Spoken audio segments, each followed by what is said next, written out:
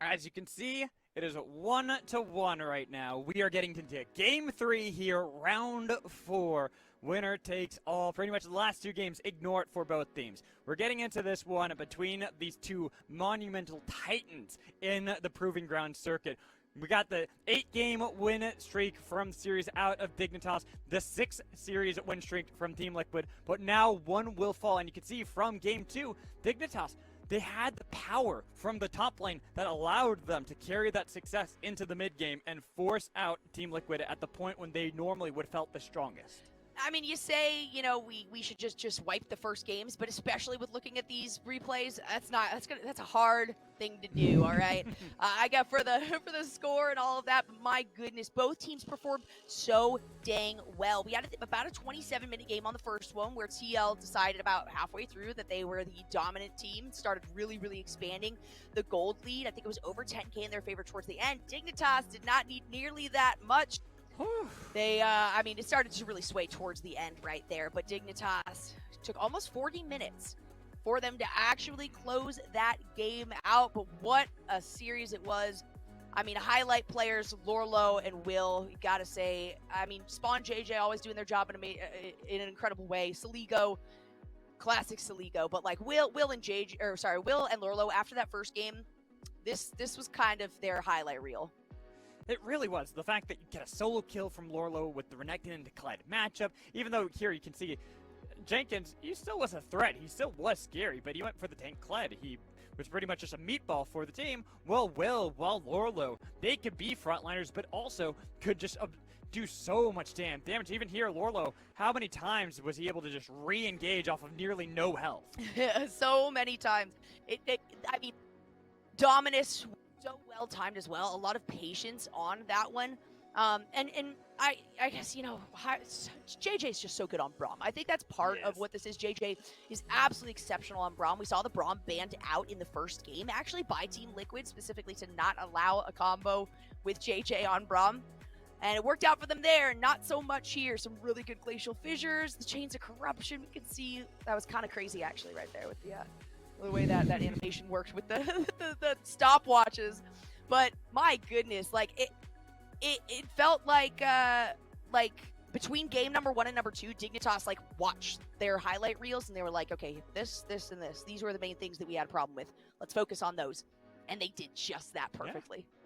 I think Will reading the pathing of Armeo was perfect in that game, so he could match him in the top side of the map where they knew that Armeo was going to try to play around Jenkins again. Seeing that Lorlo, we just saw right there, when he gets kills, when he gets early leads, what he's able to do, how he's able to exploit the enemy team, and what he's able to then give over to his team the right carries to put them into positions to carry from there.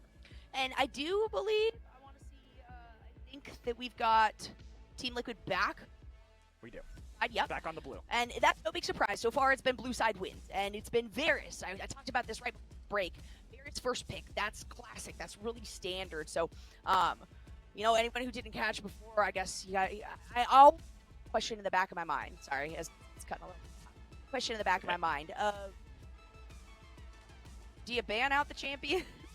Or, do you let it go through? Like, it's a classic one to go through, but the amount of self-sustainability is Varus in that bottom lane, allowing someone like JJ, allowing someone like Ayla to be able to roam early on is really huge. And see, for me, it's like, I either think you ban out the Varus, or you don't ban Ziggs. And you leave that as what do you want? Do you want Ziggs, or do you want Varus? You have a choice now. You can only get one, and we're going to get the other. I almost feel like, since Dignitas are the team that have been banning Ziggs, they banned them in Game 1 and 2, despite swapping sides. Maybe you just do that. It's the catch-22. You're not going to be able to win everything. You have only one that you can secure, and this is a style that I like to see. Not just ban away the strong thing, but leave the strong things open as a broad topic. Just leave it all on the table and say, all right, whatever you don't take, we're going to take the other two. This is something that if you go way back in time, all the way back to, 2015 Worlds, the Juggernaut patch, where at first everyone's banning Mordekaiser, they're banning Garen, Darius, Gangplank, and then teams realized, wait, what if we just leave them all open? they can only get one of them, we'll get the other Yep. two. And that's what I want to start seeing coming in from the team on red side. And Dignitas Academy, this could be their time to start doing that strategy. It absolutely could be. And with the amount that they learned in the first game, you can only imagine that they also learned in the second one. I guess the hope on the other side is that Team Liquid learned just as much in that game that they lost as Dignitas did, because they're going to have to clean up their play a little bit too. And I think at the end of the day, both of these games have really come down to early game jungle control. First game, Will was kind of choked out. Will could not really even participate and do his job. Game number 2, it was Will recognizing, all right, if I might not have the vision that's placed down to see where Armeo is, but I'm constantly going to be poking into his jungle and see where he's at or take things that he's not able to move on. And then you can turn that into an aggressive play, a potential gank. So I like that style, but it's something that Team Liquid's going to need to respond to or have a solution to. And I also want to see how Team Liquid are going to adapt to the bot lane. Because if we look over towards Yon especially, game 1, he was 1-3 at the beginning, even on the Varus. This second game, he was 0-5 for most of the game. He definitely did not look like he was having his strongest performance. And this is a player we have seen some amazing plays out of. And so going into this one, I want to see how they're going to try to build a comp, if they're going to even try to build it around Yon, or if they're going to go back to the tried and true, stick it around topside, and make sure that Lorlo and Will cannot be carries that can overcome any bot lane deficit. No surprise the dig starts with the cannon ban. You got to get that away from Jenkins. And that, that was another good solution too, is they kind of put Jenkins against the wall. They forced the final pick through Jenkins, and I think that actually was very, very helpful for Dignitas as well. So if Team Liquid can get an early pick top, that's the only scary side, is you get the counter ability potentially. So they're gonna either have to prioritize the top side like you said there, or make change somewhere. It's the Lee Sin banned away once again from Will. No Viego, so Will has the opportunity to take that again, and it's the Will special. No reason he wouldn't. It's going to be the same 3 bans coming out of Dignitas Academy. Varus likely going to be the first pick here. No reason it wouldn't be, and there it is. And not just the same 3 bans from Dignitas Academy, but the same 3 bans from game 1 from both teams. First pick, same damn thing from Team Liquid Academy. And I'm wondering if Dignitas are going to just run it back at this point. Do they grab Camille and Rise here? Rise, boom, for Saligo. Camille, that's the other one. Do we just get the salty run back? No, we get Ezreal instead. It's going to be the Ezreal. Okay, so prioritizing the pick, and I like that, because top counter pick is not something you want to give Jenkins. You really don't. No. And while it kind of had it there, you had, Lorlo just really oppressive in the playstyle. So I like the fact that they're like, okay, well, we want the Rise. We know that. That's a harder counter. Let's pick up the Ezreal so we have something to go into Yon as this Varus with. Harry might end up, locking in that Cassiopeia, just like game number 1. Very reminiscent of game number 1 so far. TL Academy looking the exact same.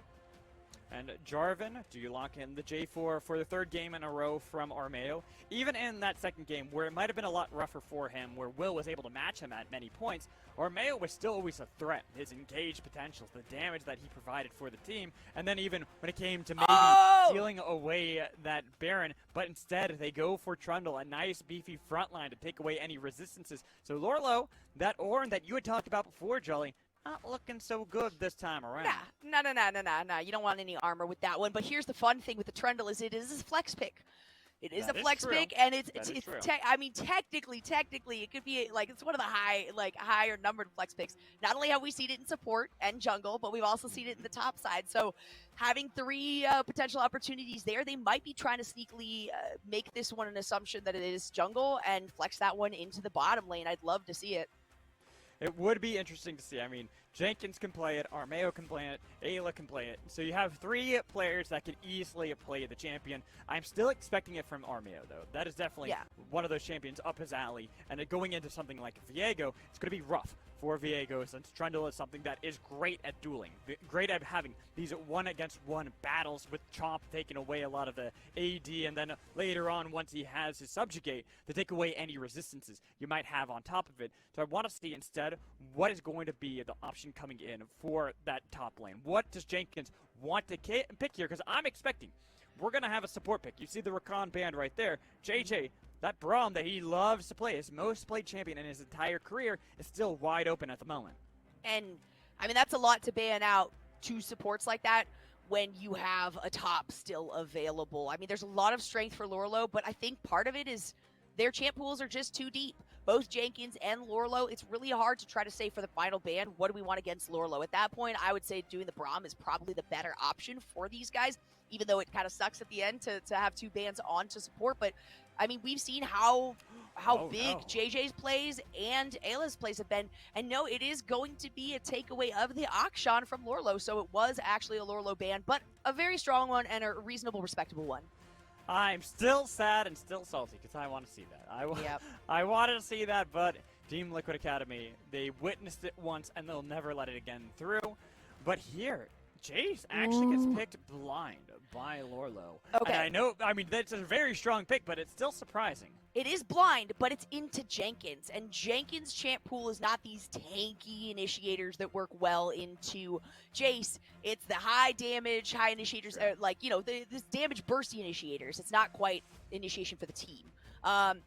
So TL Academy has an opportunity here to potentially take the Braum. They can grab the Lulu back. I'm surprised that the Braum wasn't picked up there for JJ. It was instead the Jace. Like, the Jace makes sense to me. I like the Jace pick.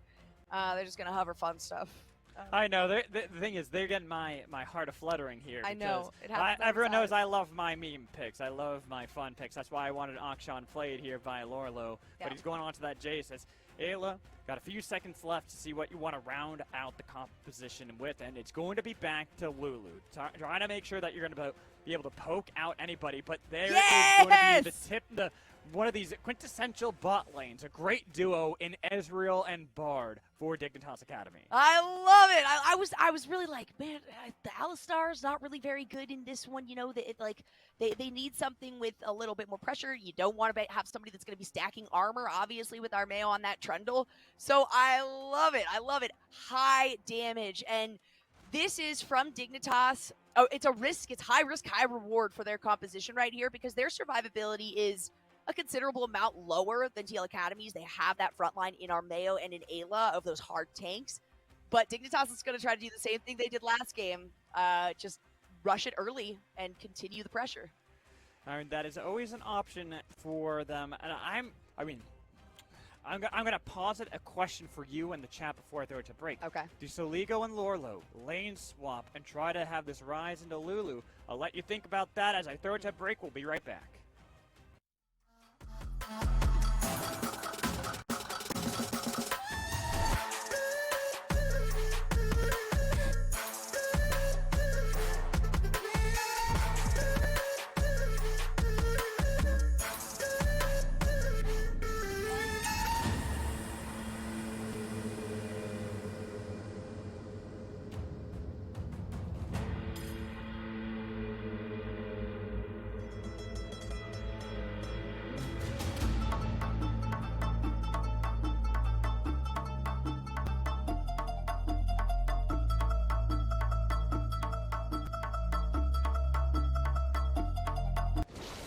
Welcome back. It is game 3. Winner takes all, moves forward in our upper bracket. The other one will get knocked back into the lower bracket and have to fight for their lives.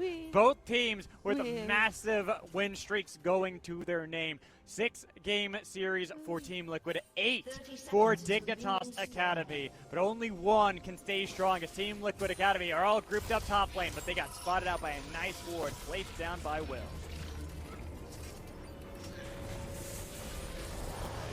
Don't know if I have Jolly here at the moment. Did it again. I did it again, but here we go. We got you back. We got you back, I think. Say something again. I was doing background music. I was doing Silver Scrapes. I heard you on that one, but then it cut out after and then that. it cut. I thought I'd figured it out. I thought I'd figured out how to fix it. I might just have to loop this thing through my headset, but we're gonna make it work. Okay, guys. We will absolutely make it work. Speaking of Will, my God, man, this character. I would say character because it's like he's like an anime, like character. Like I mean, it's just insane how much this. I hate to say kid, but like it just emphasizes how young he is and how good he is at his age. Just gosh, his adaptability is huge, and to see that in a young player is even bigger. It is awesome to see his story. It is like watching an anime almost. The young new kid on the block comes in and starts smacking people around, starts taking names, and he is doing a great job. And here on his Viego again, I'm curious to see how it's going to do into Armeo's Trundle, especially because they will be meeting on the top half of the map again. But it feels like it might be a little bit more difficult this time around for Will. The Trundle is a lot better at dueling against someone like Viego early on compared to that Jarvan previously. Yeah, it was pulling the Jarvan away. It wasn't even banned out. It was just something that they decided, all right, we're not early prioritizing on the jungle necessarily, at least from the other team. So once you get the lock-in for Will as Viego in the second pick, it's pretty easy to say, cool, all right, Trundle should be good onto this one. It's not what we're used to from Armeo, but it's what we've seen in the past for sure. So I guess recently he's just been doing a lot more of the aggressive ones. There's a lot more fun, flashy plays that you can take with champions like Viego. But Trundle is such a stalwart addition to this composition. And I think the later things get, I talked about the tank in the front line for TL that's kind of lacking for Dignitas. If Dignitas falls behind early on, the later the game gets, the more secure TL is going to feel in this map. And this feels reminiscent to Game 1. What the problems I had with Dignitas' composition back then was that they didn't really have something that could reliably absorb a lot of the damage over time that Hadrian was able to provide in those fights, and sure enough, it came to fruition. Here, similar story, but the only difference that I really see going into this one is how are you going to be able to start off these fights. There's a lot of burst potential out of these members of Dignitas Academy that can catch off someone like Avery, who barely survived many a time in Game 1 before he's even able to get Jenkins to save his life this time. 0 deaths on that one, though. You know, we got to consider that. So even though it was very little health, still made it out. And it was most members of Team Liquid were doing that in so many fights. Dignitas kind of adapting, though, and doing the same thing and switching, really, really controlling aggro swap, whether it's the tower or whether it's the enemy players that they're up against at the moment. One of the things that Dignitas did have early on in the last game was a pretty decent creep lead as well. Up until, like, 10 minutes, most lanes were in favor of Dignitas. So if they get that pressure right now, sure. But based on the composition, it looks like it's going to be a much steeper hill to climb for Dignitas to get that early lead. And it's kind of a coin flip. And speaking of coin flips, going into the spot lane, Ezreal and Bard. I love this lane because it's one of those very aggressive. They have a lot of poke that they can get, but it is still into Braum. And Braum, he is always great into things that want to try to slowly but surely burst out these members, get a lot of chip damage over time before fully engaging. All Ayla has to do, pop up that wall, go hit a minion every now and then for a little bit of extra health for Yon, and they're going to be relatively safe. You can already see that playing to fruition. It's going to be on to Spawn and JJ to find when they actually want to engage. That and the respect of concussive blows. Honestly, we saw kind of right over there where Spawn was taking some damage. JJ was looking for an initiation, got hit by the Winter's Bite, and once you have one stack of concussive blows and you've got Yon on Varus behind, you have to respect that 3 more hits will lock you down and will all but ensure your death.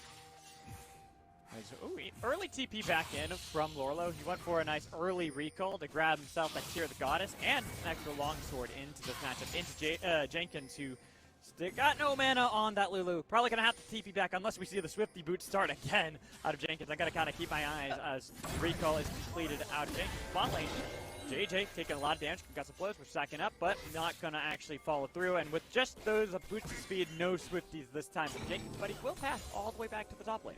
Yeah, still something he's willing to do. We can see, I'm assuming that little bit that is gone, I think he recovered all of his mana and is using that Whimsy to return to lane. So you've got a little bit of utility to get yourself up there a bit faster to ensure that teleport isn't used. And I think recognizing, hey, Lorlo used his right off the bat, let's hold this advantage.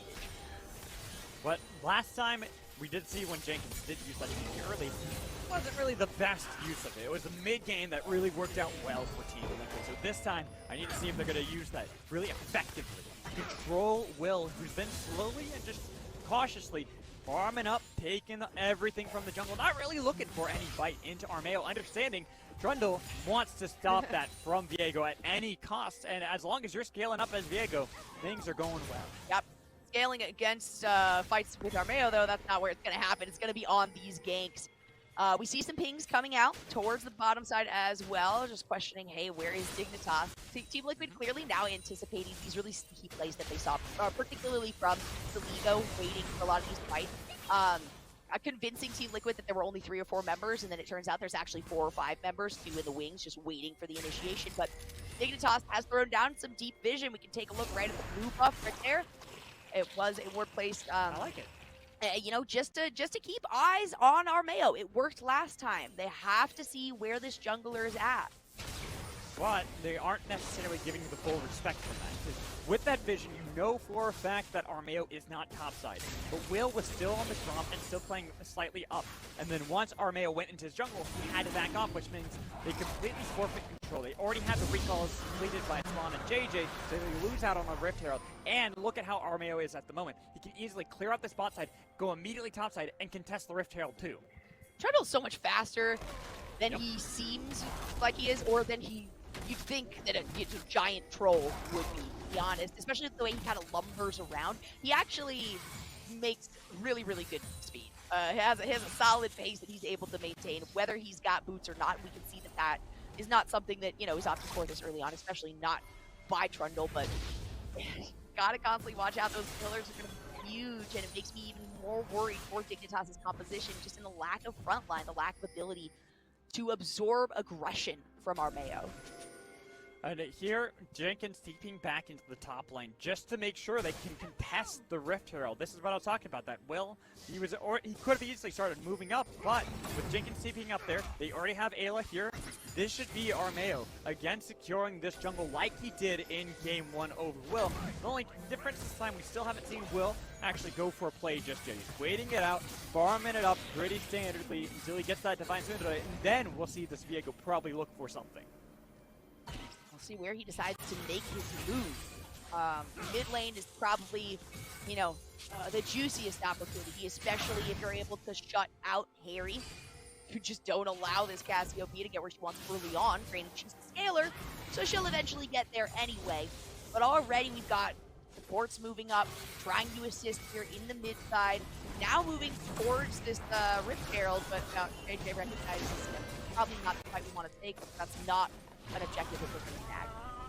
No, but the thing I am going to be curious is how JJ now is going to follow around Armeo. Because one fun thing about having a Bard on your team is how he can cancel any Rift Herald play. As long as you're on time with that Temp of Fate, you can stop your turrets from going down any plate gold that can be picked up by Team Liquid, which is going to mean that instead of actually controlling Will for the next few minutes, Armeo is going to have to control JJ instead. Deep Vision hasn't quite helped out for Dignitas. It's a lot of gold that was invested to put all of that down. But now Trundle, he's actually going to walk right past it. Armeo did not stop being pushed by the red buff right there. JJ with the magical journey. We love to see the magical journey come through, especially in some of these team fights. So hopefully... I thought you were going to say especially with the snowdown. Oh, the snow. Oh, yeah. Because I mean, you turned into a penguin, and it's like one of the best things. That is true. It's like it's on your belly, right? You're like slide down on... Yeah, well, it's like when you go through the magical journey when Bard has that skin, you turn into a frozen penguin. Yeah. Oh, Yeah, frozen. I thought it was like a penguin sliding down his belly. I guess I haven't looked at it that well.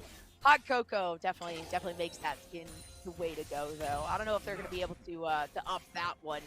Got a bit of a lull, though. I mean, we're 10.5 minutes into this one with no kills, and both of these teams have played. From the last two. Oh yeah, moving forward with trepidation. That's really what this is. This is match point. This is silver scrapes. One of these teams, you want to be able to fight out the 7-4 winners bracket. One of them is going to have to drop down to the lower bracket and try to fight their way back through.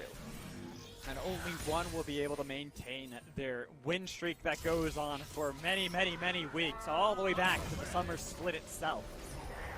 Team Liquid or Dignitas, that's what I think to me is the most fascinating. Dignitas, this team that couldn't qualify for the playoffs, barely missed out on it, placing 9th place. Here they are. They are dominating. They've been dominating for quite some time when you look at how they were in the Proving Ground qualifiers. Now here in the Proving Grounds itself.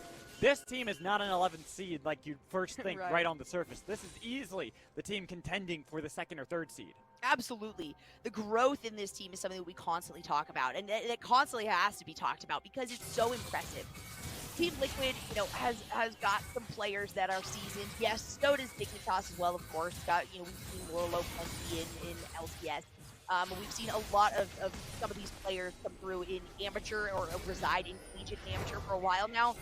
But to go into this TL team now, I mean, it's been so long that they've played against each other. That's the other big side of this. Not only is the streak broken, obviously they have to face each other because they're one of the streaks would have been broken already. So for it to have been such a long time in between series, and the amount that they've adapted just games here today is, gosh, really something remarkable. Yeah, the last time these two teams faced off against one another was all the way back in July. And July 8th, that's how long ago it has been since these two teams met up. It was a regular season of the summer split, obviously, since Dignitas did not make it into the playoffs. So seeing now that they've gotten this best of 3 to game 3, we have nearly a gold lead for Team Liquid at 12.5 minutes, but easily that is easily surmountable by the side of Dignitas, unless, of course, Sligo, no, he'll be fine. Well, yeah, you've got, you know, the Dragon gives you a little bit of advantage, and then you do have the pressure that has been maintained here on the bottom side by Yawn. It's been a game of stick under tower for Spawn and JJ, so, well, aside from, you know, the rope from JJ. But Team Liquid is going to make their move here. The Realm Warp to go up to the top to try to cut out Jenkins. Wow, Dragon. Prison, and even with the polymorph, honestly, it could have even just been a solo kill outright by Sligo. First blood picked up, traded for the Dragon, but Dignitas are going to be more than happy with that. Feel pretty good, and that's going to even out that gold. In fact, it's a couple hundred now in favor of Dignitas. And, you know, I think cutting down the ego of Jenkins a little bit on this Lulu is a good way to start this matchup for Lorlo. The flash was extended. But this just goes to show as well how much of an influence the Liga will have on all of these lanes with the Realm Warp ability in his kit. Yep, exactly. It's a lot of movement for Dignitas Academy. We did take a look at this. Sligo, he just knew. He had already pushed in mid lane. You knew they were on the Dragon. Said, all right, let's get the pick at least onto Jenkins, who's way, way far out. Solid route. And yeah, there was not much. There was the wild growth that was actually utilized right there. Lorlo getting a little bit low, so Jenkins is supplying a lot of damage here for this team, but a very good response. Still recognizing, okay, yep, they're going on the Dragon here. Let's take something in response. And First Blood, that amount of extra gold is definitely a consolation prize. But that is the third neutral objective that has been picked up by Team Liquid Academy here in Game 3. 2 Dragons to their name. They already got the earlier Rift Herald. Will still has yet to actually make a move onto the map to contend against Armeo. He might have a slight CS lead. Got 2 camps, oh, just a little bit more than 2 camps, over Armeo. But we need to see, when does Viego do something? You've got the Divine Sentinel. Now is going to be the time to use that damage for the team. Try to get it in. They've got both Divine Sunders are finished. Both option force moves. The Will goes in. Oh, nice tempered fate, but the petrifying gaze onto Sligo. Here's Ayla getting the flash away from Sligo, and JJ, he is so squishy, he is burning. The Fang sink in. Sink in, do the damage necessary. 1 kill now for each team. That was a successful fight for sure for Team Liquid. And more pressure towards the top side. They are also moving forward. We can see the pings coming through towards base. Yeah, Lorlo, he doesn't have the flash, but he does have the turret still up to protect him. Unfortunately, he was just the consolation prize. He was the one that they could turn on if they need to. This is the real prize, the 4th neutral objective of the game for Armeo. 4th one, and it's, you know, 15.5 minutes in, only 2 kills. So at this point now, you've got, sure, a lot of farming coming through from Dignitas. They're maintaining gold. They're not too far behind here. But when you consider that, you know, the plates are down now, you got to be really, really cautious of Kelly. I don't care what it is. Shelly's little sister. Coming through. A lot of damage under the top tower. The teleport's coming through. They want to fight. Journey, Armeo, he's barely squishy this early into the game, even with Subjugate, and Will is going to get the kill credit for that. No eye going to be popped in the top lane like they were trying to set up for. And, you know, the point I was trying to make kind of gets someone rescinded right there. As, you know, Dignitas comes back. get themselves another kill, and a solid one. I mean, being able to shut down Jenkins, preventing Armeo from getting far early on, that's really huge for this Dignitas team to continue finding, an upward trend with the composition that they have, because as soon as it really starts to falter, then Team Liquid can kind of run rampant with the composition they're coming through with. So very well done by Dignitas, still learning on the fly. Every single moment of this game is learning for them. Triforce also has been finished here by Spawn, so that's something to keep in mind, as well as Yon going for, the Eclipse. And yeah, but everybody's first mythic mostly has been started, aside of course from Ayla and JJ, who are still working on it. They'll get there eventually. I mean, if they played by the rules that everyone should play by as a support, which is the rules I play by, the supports get all the kills. But that's a whole other discussion we can get into another time. Here, in this game, they're not getting that gold, and they're putting it into the right people. I'm looking at Will, and I'm looking at Hayri on both sides. Even though Soligo has a kill there, remember Hayri, we talked about it before, didn't die in Game 1 on Cassiopeia. Ended that game 7-0-10. And that was off of just getting 2 early kills. If Hayri can get a second one here, that's going to be massive for Team Liquid to keep piling more and more gold into this carry, into this snake. They don't get the kill that time, but at least still more gold into Hayri. Soligo not going to get out alive, and that evens up the kills one more. Both of these teams talk about trepidation, how they're moving forward very, very carefully. This match point is huge for both of them, but Team Liquid is slowly kind of taking over this map. That's going to be another tower here for them. In fact, it might actually be a movement on the second charge if there's not a quick enough reaction. JJ's right there. He could use the Temper Fate to make sure to deny that he does in fact do that, to make sure no charge is going to go onto tier 2. But the rest of the Dignitas Academy are still here. That is a potential soul point for Team Liquid Academy if they can get this third dragon, the 5th neutral objective of the game. And as soon as they spawned, last game it was kind of crazy. We talked about it. It was like 15 minutes almost by the time the first dragon was actually taken or even engaged on. And that's the opposite here for Team Liquid. The second these objectives come up, they recognize they've got priority, and they recognize that they can take it down without any aggression in response from Dignitas. You're still only a 1k gold lead, though, even with all, 5 of those objectives in their hands. However, Dignitas now cannot allow that 4th dragon to go over. You do not need a soul point on top of everything else that Team Liquid has got, and the opportunity for Elder after that. See, this is where I was going to say, we have to start looking outside of just outside of Will, outside of Hayri, because this entire time, Lorlo Jenkins, this matchup of Jace in Tululu, we kind of wondered, we expected that Jenkins was going to get control early into the game, but without any attention from Armeo like he had gotten before with all that vision control, he couldn't reliably push into the turret. He might have gotten a lot of the plates for himself, but then eventually, Lorlo himself got help. Soligo was the one to help out, and so he was able to then turn that into a turret. That's where a lot of this gold now is into Lorlo, and you see what Dignitas are going to do with this TP on to Lorlo into a future play. That, and then also damage coming from Soligo. We can't see another play like we saw, just a misstep, walking on the wrong side of the river bush. A little bit too far forward, because it's an instantaneous melt. That's the thing, is with these members of Dignitas getting caught out, if they do actually get locked down hard, there's really not much of an opportunity for them to escape from things. Relmore, maybe you've got a shift from spawn, along with the magical journey, but really aside from that, there's no easy out, and there's no easily applicable crowd control to respond to it.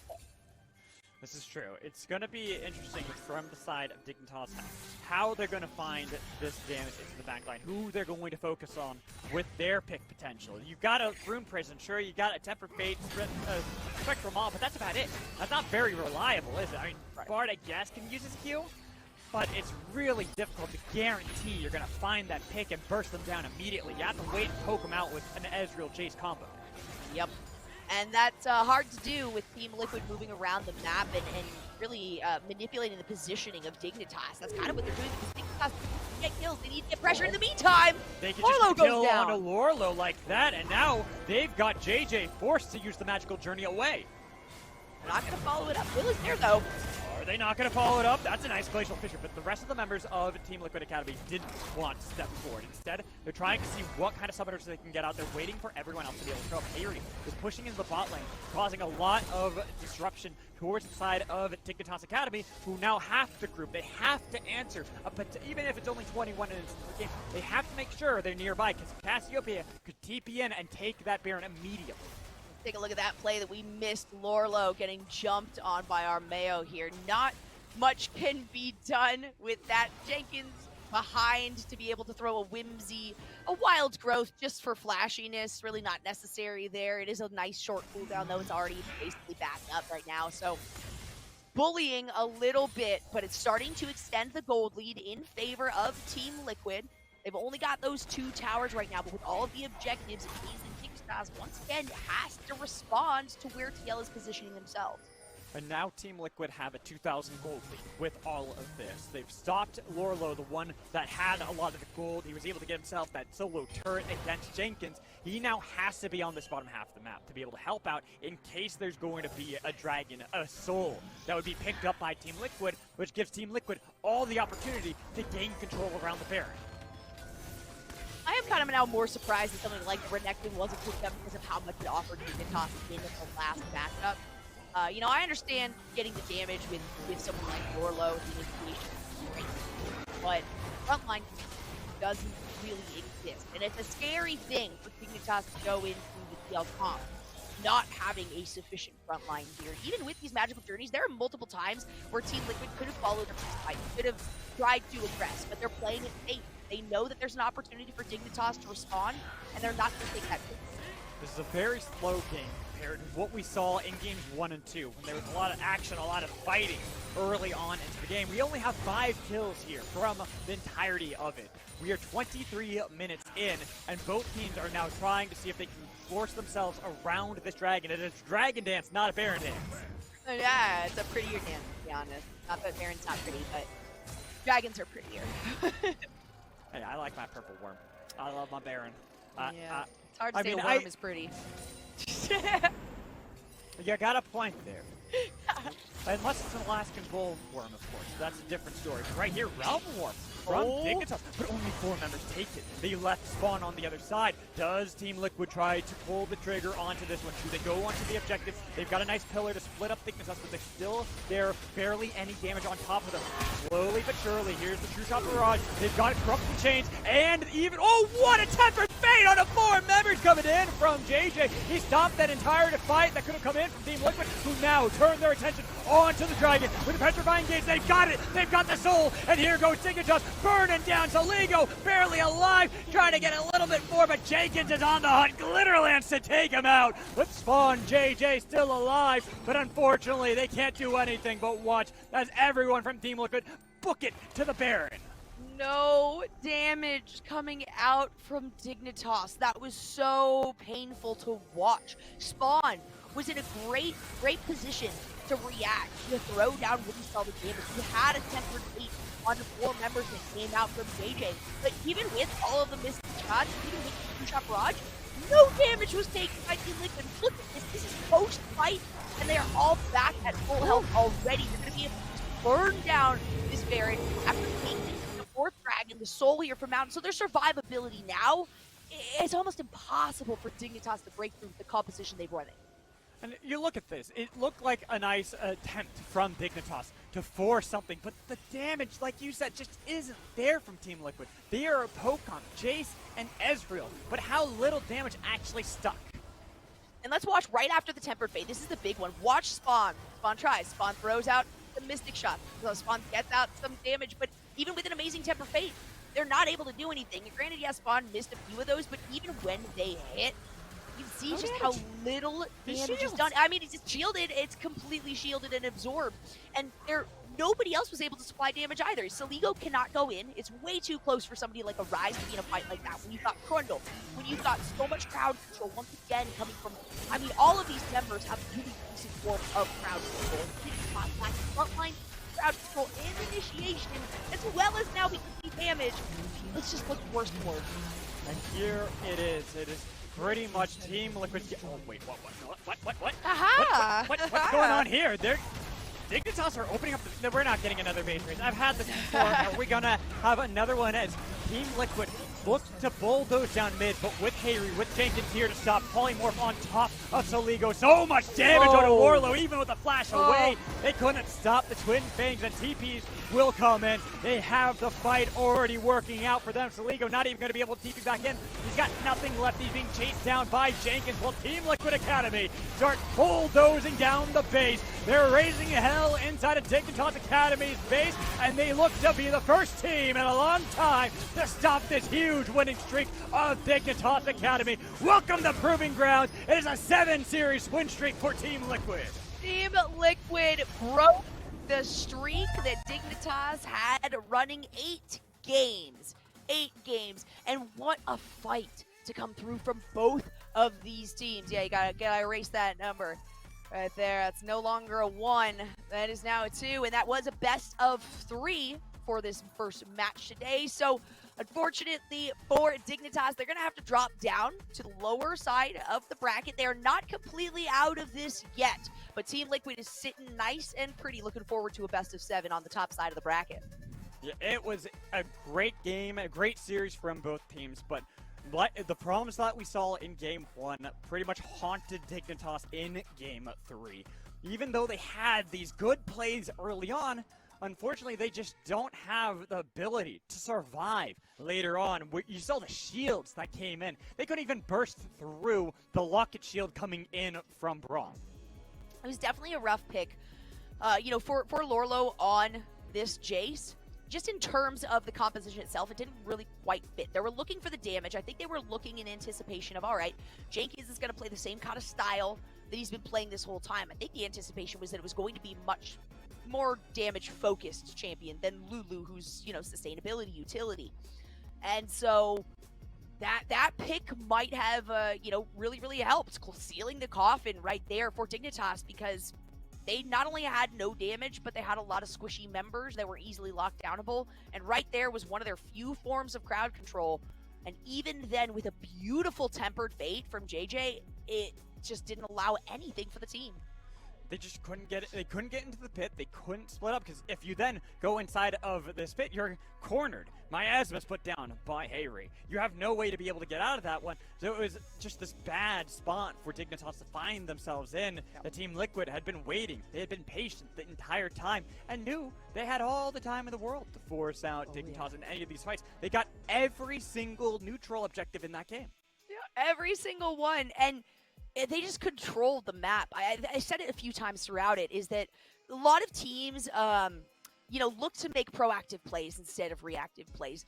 They essentially, it wasn't even that they were making, incredible proactive plays that required Dignitas to play reactively. It was the movement. It was the movement around the map, and it forced Dignitas to instead respond to positioning, rearrange themselves to try to get into an advantageous position. And Team Liquid was like, we can keep doing this all day long. The longer it goes, the better it is for us. So really, really taking a dominant lead there towards the end. But gosh, so well fought by Dignitas. It was. And honestly, there's a reason why I was saying they might be the 11th seed, but realistically, with how they have been playing since the qualifier, since Week 9, Day 2, this is a completely different team than we really know of. This is a team that can play aggressively. They can play up front and try to see if they can push in these objectives that most people just wouldn't even think to do. They're aggressive, and I love that style from them, but unfortunately, they just met their match in Team Liquid Academy, who just seemed to have their numbers in Game 1 and 3. 1 and 3, and I hate to point at the draft, but I think if Dignitas had a little more well-rounded composition, I think that it would have been a much longer fight. I think it would have been a much closer fight, and it's possible that Dignitas would have been able to take that. So it's great to see, even going down, their performance at top-tier play. And I hear that we have Jan ready for a nice Verizon post-game interview. Jan, welcome and congratulations on the 2-1 victory. So gotta ask, it's always the typical first question, but how does it feel to continue to move on through the upper bracket? Feels good. I always hate that question. I do. Was the so my rearrange of that question is, were you guys anticipating such a strong fight from Dignitas? Were you guys expecting to drop a game, or did you go into this one kind of thinking that it would be easier than it was? Well, actually, we think DIG are actually like a top-tier academy team right now. They've definitely scaled up. But we didn't, well, for me at least, I don't know about them. I didn't expect to drop a game against them, like last night at least. And then I thought I just played pretty poorly today specifically in the first 2 games. But just not. I don't know if We are I still can't do think agree we're with better. that. I was gonna say, you know, those things happen. Those hiccups happen along a journey, especially with how long this sort of split is, going in from just the summer split to the playoffs, now here for Proving Grounds itself. So I want to ask you about that and how you feel this change and how everything is adding a lot more games is for you, especially because you're coming in from having just joined an academy pretty recently and now going back into all these games. Is it reminiscent of the old times? Yeah, honestly, having more games in academy was like super useful. I think for me, at least personally, I got a lot better. Having only 9 games in a split felt really weird, honestly. You know, and I've got to ask too, just because I mean, you're stuck in a lane that has changed quite a bit in the last couple of years. AD carries can't so much do what like big bruisers can do, where they can really turn around fights in a massive way. Are you a fan of the current meta, of the meta champions that you're able to play right now, or did you really like that carry role better when it was all about like those crit shots and getting farther ahead? I didn't really play much back then, so I can't really say, but I honestly like the meta right now. I feel like I could carry a game if I had the power, yeah. Both metas are fine. Yeah, honestly, I've seen you do that many a times, carrying on any one of these champions, and look, I mean, one of those champions being Ziggs, that was taken away from you consistently throughout this entire series. Unfortunately, I have a feeling, just you can correct me if I'm wrong, I doubt many teams are going to let you have them, am I right? Yeah, seems unlikely. I was looking forward to playing it, but looks like it's going to be banned from now on. That's nice though, because you guys have 2 bans that you know will always come through, thanks to just how OP some certain players are. That Kennen constantly being banned out, never allowed through. Now we've got the Ziggs from you, so we got to see another member step up and take one of those one of those first round bans away. Moving forward though, who do you guys anticipate going up against in these finals, and how do you think you guys are going to fare? I think it could be either of them, whoever plays better on the day of, just like us. I think both teams could win, but I expect us to win. I personally think that, yeah, it's just hard to say. Both teams can win for sure. It's hard. It is. It's like you said, any team can win on the day, and it's really how you're able to show up. So I'll let you have the floor before I let you go off and get back to your team and start practicing, start talking about the series. Is there anything you'd like to say to anyone out there? Thank you, Jersey Mikes. Yeah! I love that end. Jan, thank you so much for the Verizon post-game interview. Congratulations on the 2-1 victory. Go on, celebrate with your team. Thank you. All right. Man, now I want Jersey Mikes. I'm hungry. I've also told you I've only eaten toast today, but that's a whole other thing. We can discuss that because I got to wipe down this whiteboard. But so getting ready and getting into our next game, I just want to give a little teaser. It's going to be the 100 Thieves Academy game up against Wildcard Gaming. Well, Wildcard Red, if you want to go by that. But that is the team that a lot of people have been touting as the new no org. So Jolly, give them a little teaser of what to expect. What? Oh my gosh! What do you mean? A teaser of what to expect? It's going to be insane games. I mean, this is 100 Thieves, who's been really trying to show up. A little bit less consistency, but Wildcard Red, you said it right there. They are known as the new no org. They are the team to take down and beat right now. Clearly, Team Liquid is not afraid of a team like that, but other teams should be, because they constantly put on a brilliant performance. So it's going to be a best of 7 for this one, if I'm not mistaken, correct? Sorry, 5. God, 5, 3, 5, 5, 7. Woo. Sorry, I'm thinking Rocket League for half a second. I was going to say, and also, prime numbers, odd numbers, they all get muddled up. Anyways, I got to start erasing this and start drawing, so let's toss it to break. We'll be back, guys. Don't go anywhere. 100 Thieves Academy, Wildcard Gaming. We'll be right back.